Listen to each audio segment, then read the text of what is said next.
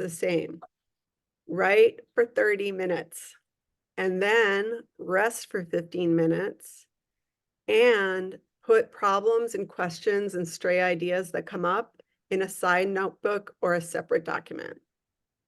Okay, so there's 3 things that are the top most central challenges. You're going to write every day for 30 minutes. You're going to rest afterwards for 15 minutes. And you're going to keep a side document, whether that's a notebook or just a different document on your computer with stray stuff that comes up. And I'll explain why in just a second. Okay. I'm not sure I know the fail-safe way to get you to write every day, but I know that it's crucial to your progress. I heard the novelist Richard Russo speak once about rhythm. He said that authors need to be in their rhythm, and once they're there, they need to stay in the rhythm. And he noted that repetition is the structure of rhythm. Writing is hard, he said, but not writing makes it harder.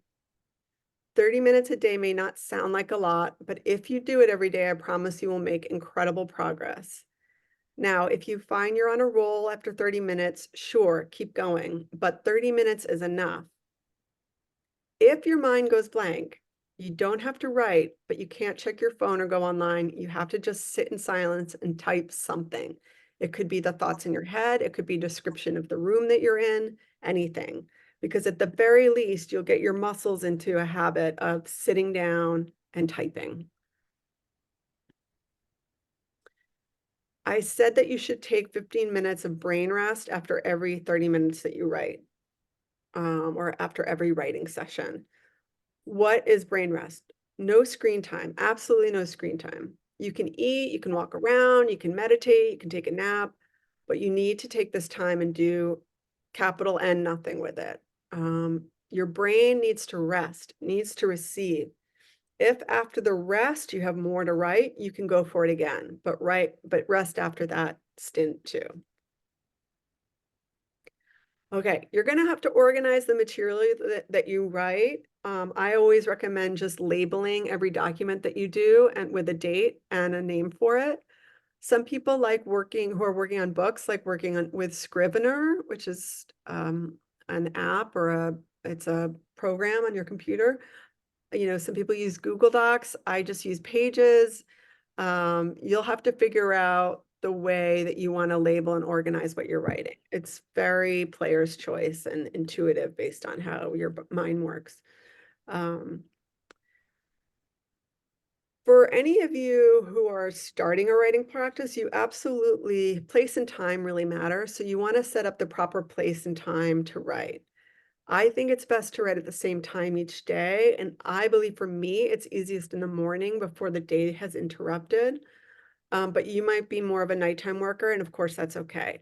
Before I had kids, I would just roll out of bed and write, and that was really important, that lack of interruption. And now I have 2 kids, so that never like, that only happens when I go away from them. So I'm used to at this point, I have about an hour in the morning of, you know, raising kids and getting them off to school and everything, and then I start my day. But I'm still much more of a morning writer than an evening writer, and everyone's different. I don't need to control that part of like what you do. But the time and place, it can't be like, oh, I'll just write in the kitchen. And if anyone bothers me, I'll tell them that I'm writing. Or I'll just write in in our bedroom and it won't be a big deal if people come in and out. It's like, no, no, no, no, no, no, no, no, no. You have to lock down a place where no one can bother you, interrupt you, see you, period, for 30 minutes a day. Not negotiable.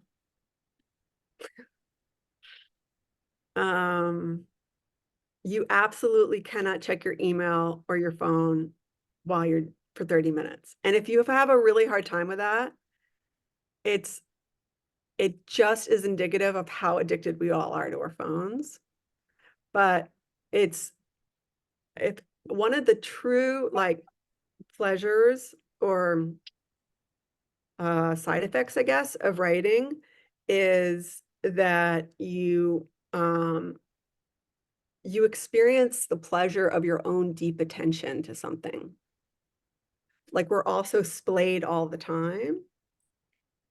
So it's very important, okay? No phone, like turn the notifications off on your computer so they're not like beep, beep. Half an hour, you can do it. Okay. Does anyone here anticipate there being any barriers to you writing for 30 minutes a day, uninterrupted?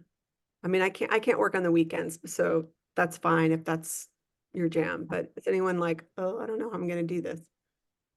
Okay, good. I mean, I would say that I've known you a long time. As long as I've known you, you've recommended that I write for 30 minutes a day. I've never successfully done that. When I write, I have good output, as we know, but that's my continued issue, and it's why I'm here over and over and over again. But it's totally a hurdle. But I'm sitting right now at my new desk, and I'm very hopeful. Okay.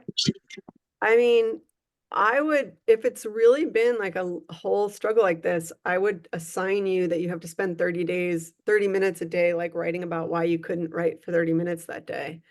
Um, or, what are the excuses? Because they're just, what's obviously happening is that it's incredible. There is a very fraught relationship, even for people who are committed to writing and who have, paid money to take a class and set aside the time to do it.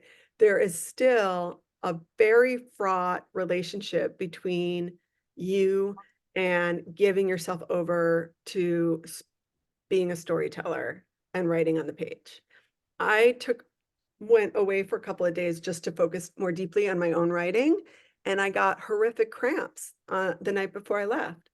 And it was just psychosomatic. It was just that deep fear. And I've been a writer for decades, that deep fear. So the only way out is through, and every day, 30 minutes, you have to do it, Um, and if you don't do it, then you have to like spend a few quiet moments being like, okay, what was it that got in the way today? What were the thoughts that got in the way? How did I let myself off the hook today from it? Or who interrupted? And if it's really a struggle, then doing it for 5 minutes a day, maybe that makes more sense. Or maybe it's not every day. Maybe it's like if you do it once a week to champion, But that's I'm glad you brought it up, and I hope you slay the dragon, to use a metaphor that's overused. Okay, what you're setting up is not just stories for a book, but a new practice, a new habit, a new mode of creating. It's about setting up the physical and psychic space for writing.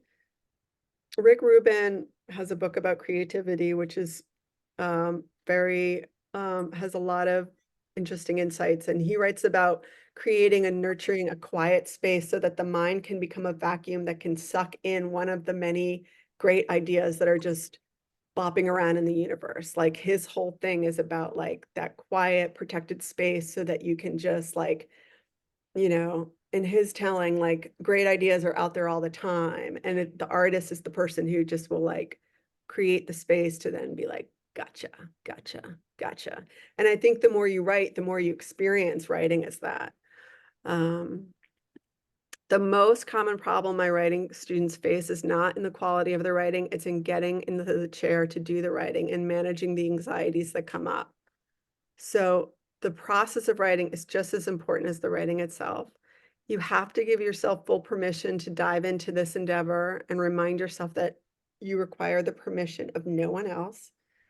You have to promise yourself that you'll tolerate high doses of uncertainty and imperfection. Kimberly, when you talked about like the sort of dissatisfaction of what was on the page when you tried to write, that is how it feels. That is how first drafts feels. Occasionally you'll like go on a tear and you'll get inspired and you'll write something out, but a lot of time, early work with writing, um, and I mean like throughout your entire career feels like, oh, what I just got to the page is about 1/8 as good as I know it could be if I was just either better at this, or if someone else was, sometimes I'll feel like, I wish a better writer had this, was working on this story.